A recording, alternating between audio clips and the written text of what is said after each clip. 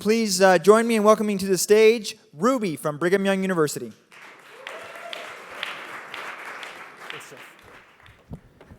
Hey everyone, thanks for being here. My name is Eric, and this is Rubi, the world's first wearable fetal activity tracker. And I want to take you on the journey that my team and I have taken over the last 6 months to help bring pregnant women all over the world peace of mind. Now, ultimately, it started in my own home. My wife had an awful pregnancy, replete with surprise doctor visits and all kinds of late night calls to the nurse. And they told her in order to relieve your anxiety, you got to lay down on your side and count your kicks for 30 minutes to an hour and do that several times a day. I'd watch her do this, and I knew that there had to be a better way.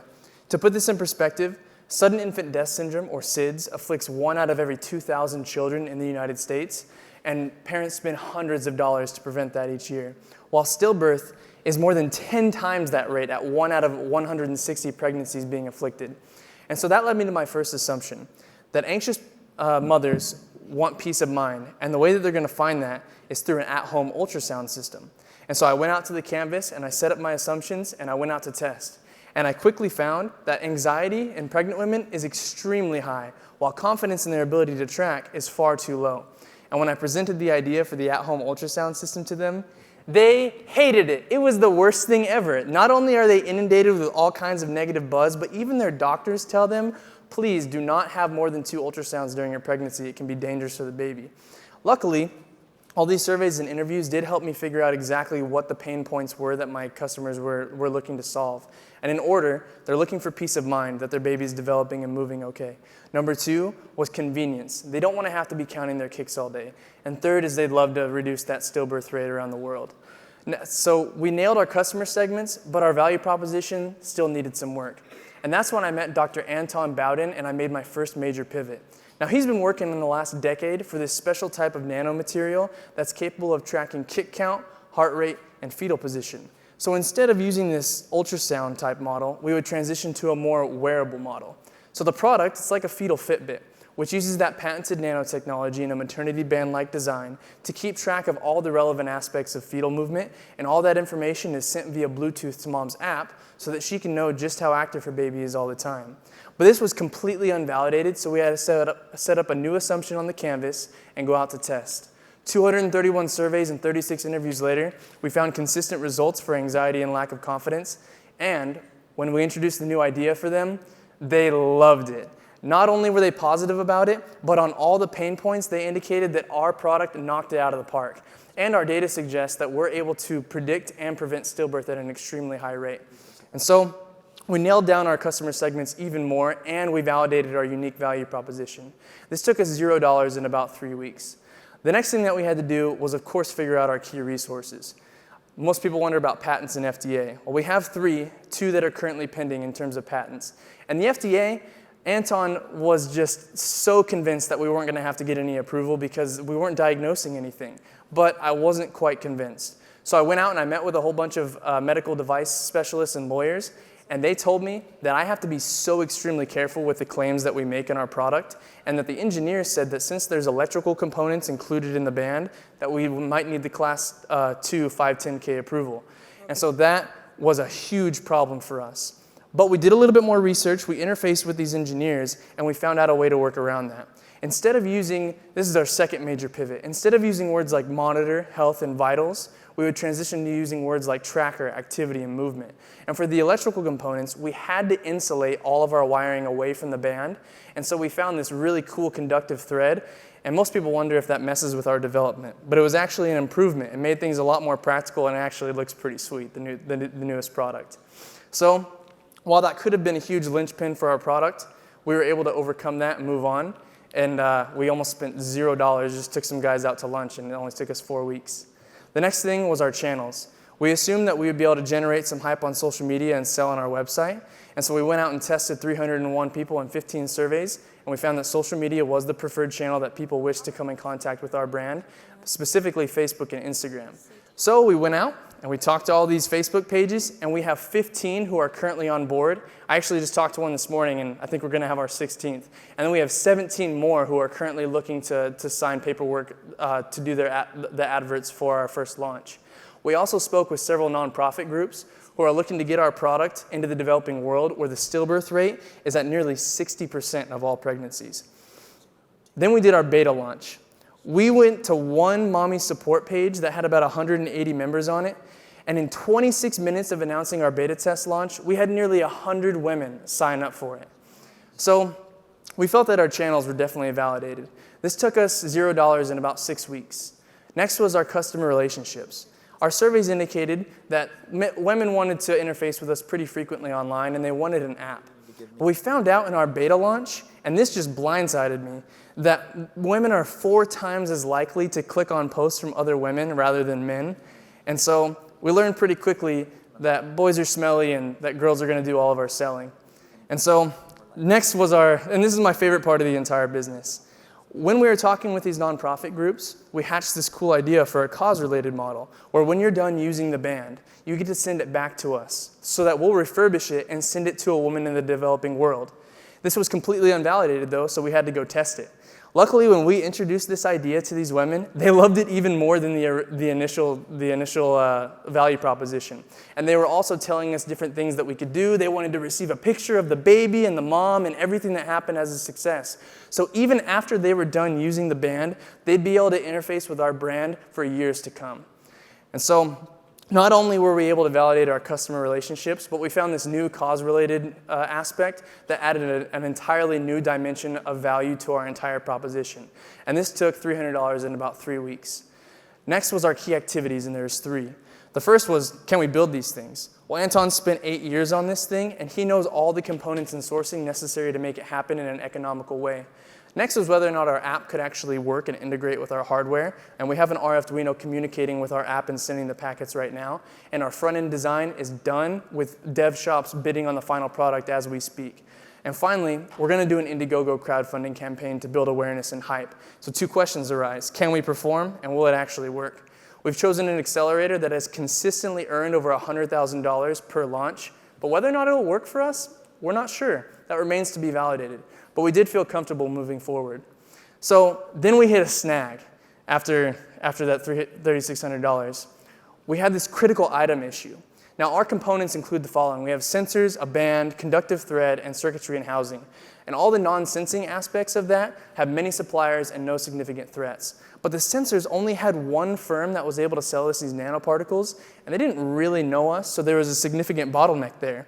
And they were really late on getting us our product. So I interfaced with their manager, and I got him so excited for everything that we're doing that he has built up inventory for 2 months, and we're working on setting up a contract so that he can fulfill our needs as time moves on. So what could have been another huge linchpin in our key resources, we were able to work around that and develop a great relationship. Next is our cost structure. We can make these for $20 to $30, and our surveys indicate that we can sell them for $150 or more, leaving us with an 85% margin. The way that money is going to flow in, we assume, was through sales, direct sales, and through an app subscription that these women would be able to have.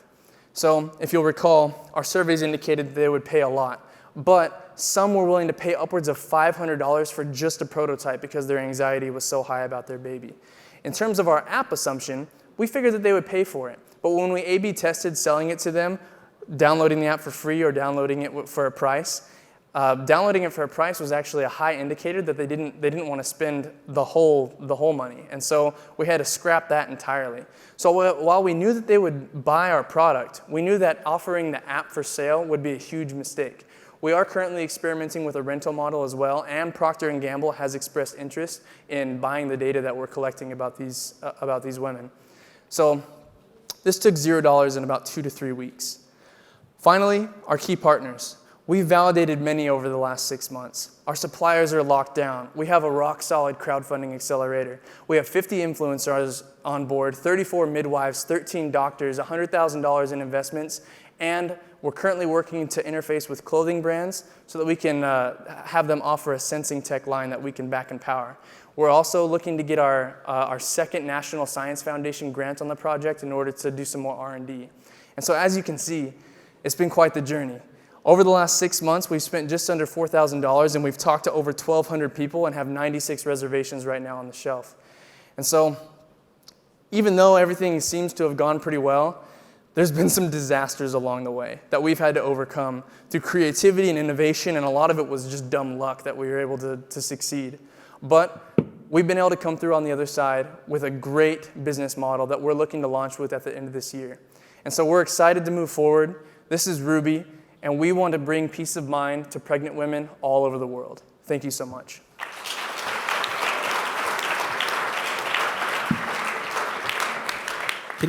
Can you run back to the first slide? I was finishing my notes on the last company. Is that where you went into the market size? And No, I haven't done market size, but I'll tell you about it. let's see the first slide though. Either way. Okay, is there a way I can start this whole thing over? How do I do that? It's there. Oh, fascinating. Okay.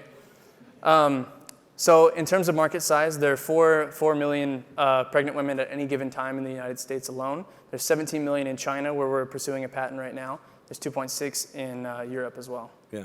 So how many of them are going to be interested in something like this? How many? 78%. According to our 78%. surveys, yeah, that's how many gonna wanna many wear of it. these women are high anxiety. Incredible, right? Yeah. I had no idea. It was, so many women stress about pregnancy. It was beyond me. I know you mentioned nanoparticles. Could you just talk a little bit more about the special salt, like how it works, like what to detect, like how it Absolutely, yeah. detects it? So we use it's nickel-infused, or piezo-resistant electric nickel-infused silicone strain gauges. So it's essentially this incredibly sensitive silicone material that rests on the outside of the belly and is able to measure contortions. And so we can tell the amplitude of a kick as opposed to a punch or a head movement, and we're able to map exactly where your baby is in the womb. So is the whole thing sensing then? It's the front. There's 4 to 6 sensors depending on the size. Okay. Yeah, so it's that front part. There's a flex sensor on this one. This is like minimum viable product number 0, and so it's really ugly and not quite our secret sauce. How accurate is it? Extraordinarily accurate. So are any of you engineers? So the ohm rate on a kick is significantly different from mom moving around. And so when we have this on the belly, she could be moving around, she could be doing yoga, all kinds of things, but when that little kick comes, we know we can differentiate between all those other movements and exactly what that movement was, because we know based on weeks and based on scientific research exactly how much power is coming out through that band. And false positives, any issues around that? And where I'm going with this is we're trying to reduce anxiety. More not anxiety, increase it. exactly right. I know what you're saying. So I won't launch this product until we're below a certain threshold. We're testing that right now. That's what the beta testing is for. So we have the belly mapped. We're trying to concentrate our areas and make sure that our sensors can pick up, let's say that mom is leaning over and so it's kind of folded.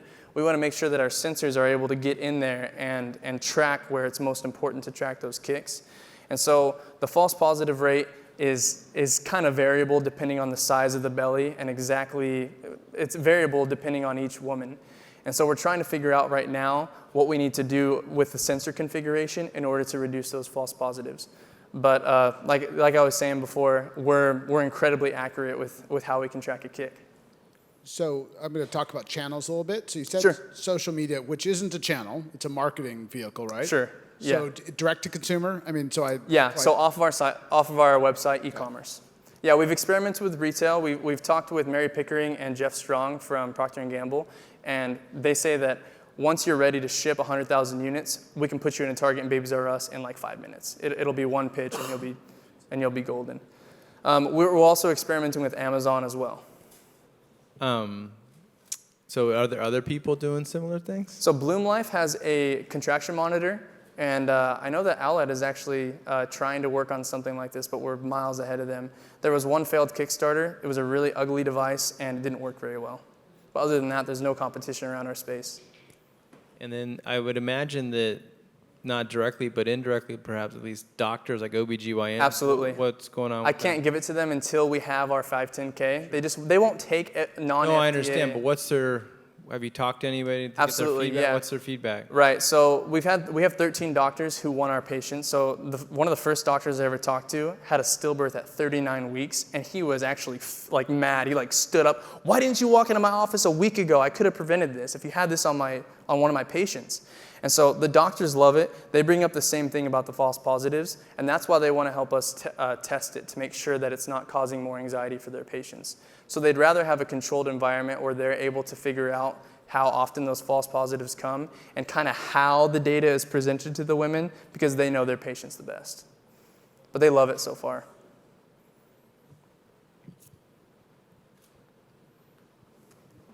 All right, I think that's all of our questions for Ruby. Thank you so much.